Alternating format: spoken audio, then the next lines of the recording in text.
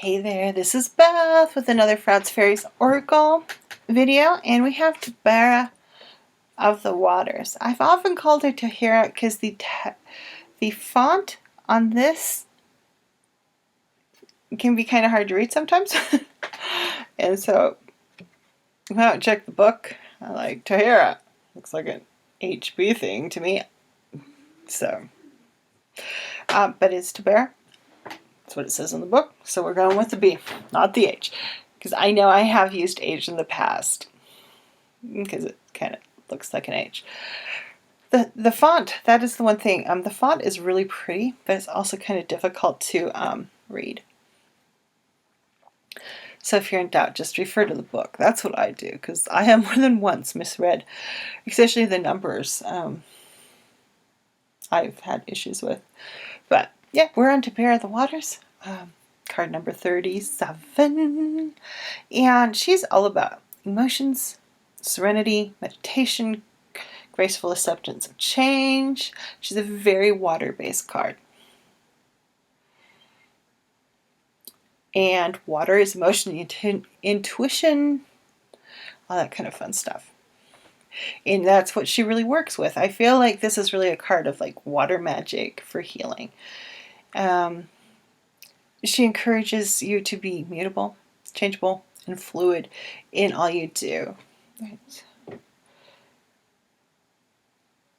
And you know when she starts to come up, you're in a modality where you really want to work on what needs healing in your life and taking a look at what's changing, what's not changing, what's maybe stagnating that you need to work on and gets a little more flow into it. That's the kind of thing she works with. Emotional healing especially, and sometimes physical healing. Healing yourself physically will help your emotional state. So physical healing too is part of her aspect. She's one of those, I know when she shows up for me, it's like, okay, so what healing modality? How do I use water in the healing modality is always the question I start asking myself.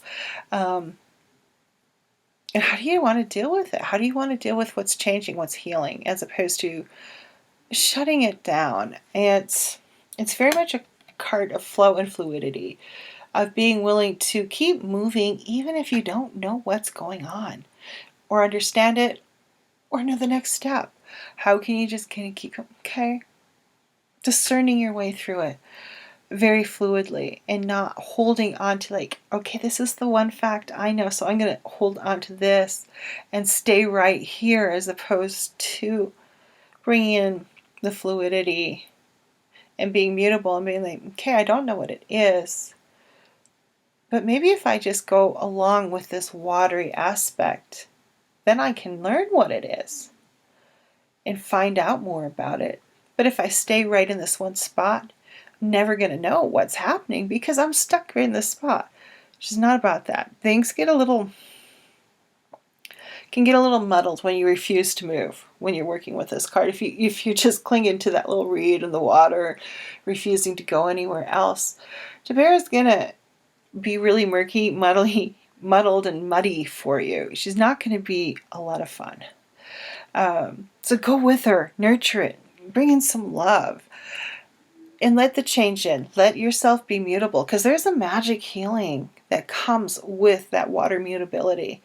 And she's a really gentle card. Water is something that will take down a mountain. It will eventually wear away everything. And think of how like that steady flow over a rock can create a groove or erode that rock.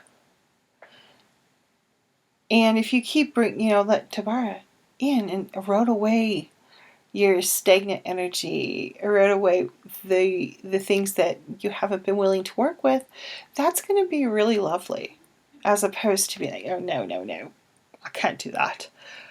Water is always flowing for the most part. When it's not, you know what happens? It gets sticky and stagnant. Do you want to be sticky and stagnant, or do you want to be flowing? Kind of look at that. How do you want to use that in your life? What happens to, a body of water that never gets much water added into it? it kind of gets a little gross. Whereas clear flowing water is much more nice looking and a lot less murky and a lot more clear. And that helps you find that that clarity we're all seeking. I just love how I write. What does that word say? Contradicted. Emotional needs. One thing too, if you're shunting her off, if you're not willing to let her show up, you're going to feel muddied and muddled. You might be a little hot-headed, irritable, and like I said, this is one of the decks I do use reversed on, just because it does make such a difference.